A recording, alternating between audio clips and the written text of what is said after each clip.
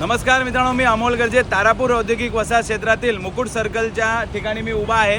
तुम्ही बघताय की या ठिकाणी पूर्णपणे खोदकाम केलेलं आहे बिटकॉइन कंपनीकडून। या ठिकाणी रस्त्याचं आणि गटराचं जे काम प्रगतीपथावरती आहे त्याचा जो बेस आहे या ठिकाणी आता पूर्णपणे याच्यावरती आरएमसीचं मटेरियल येणार आहे। पण बेसमध्ये तुम्ही बघताय ही एवढी मोठमोठी दगडी या ठिकाणी टाकण्यात आलेली आहेत। हे बघा, हे बेसमध्ये हे वापरण्यात येत आहे। या ठिकाणी तुम्ही बघताय पूर्णपणे क्लीन वगैरे काहीच केलेलं नाही, त्याच्यावरती ही मोठमोठी दगडी टाकण्यात आलेली आहेत। आणि या ठिकाणी पण तुम्ही बघू शकता की काम हे प्रगतीपथावरती आहे बिटकॉइन कंपनीकडून। या ठिकाणी कंत्राटदाराचे पण सुपरवायझर आहेत आणि MIDCचे पण सुपरवायझर या ठिकाणी आहेत। असो, या ठिकाणी असलेल्यांना पण आम्ही सांगितलेलं आहे। पण विशेष म्हणजे मला एक प्रश्न पडलेला आहे की एवढे मोठमोठी दगडी कसे टाकले जातात ह्या बेसमध्ये, आणि याच्यावरतीच आरएमसीचं मटेरियल टाकण्यात येणार आहे। विशेष म्हणजे तुम्हाला सांगेन की पूर्णच MIDC मध्ये तुम्ही बघताय की गटरावरती मोठमोठे क्रॅक पडलेले आहेत, गटराला चिरा गेलेला आहे। त्याचं कारण म्हणजे हेच की थुकपट्टी लावण्यात आलेलं हे काम।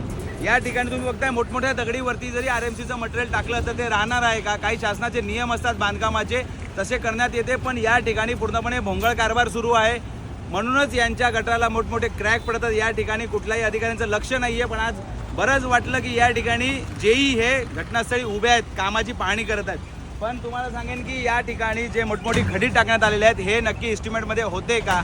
जर तुम्ही कायद्याने छान काम करताय, बांधकामाचे जे नियम आहेत, गटर बनवायचे असेल, रस्त्याचे जे नियम आहेत तर ते पूर्णपणे जर तुम्ही त्या नियमांचं जर काटेकोर पालन करत असतील तर MIDC मध्ये गटर कामामध्ये मोठमोठे क्रॅक कसे आढळून येत आहेत हे पूर्णपणे भोंगळ कारभार या ठिकाणी तारापूर MIDC मध्ये सुरू आहे। पण MIDCचे कार्यकारी अभियंता असतील, तारापूर MIDCचे उपअभियंता असतील आणि CE साहेब असतील, यांचा आहे याच्याकडे दुर्लक्ष।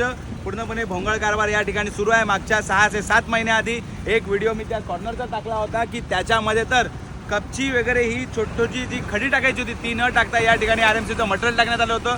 आपला व्हिडिओ व्हायरल झाल्याच्या नंतर त्यांनी हे जे सोलिंग करणारी खडी टाकायची असते 40 mm ती टाकण्यात आली होती। पण आज विशेष म्हणजे ज्यावेळेस एवढी मोठमोठी दगडी याच्यात टाकलेल्या त्याच्यावरतीच आरएमसीचं मटेरियल टाकणार, तोच बेस तयार करणार।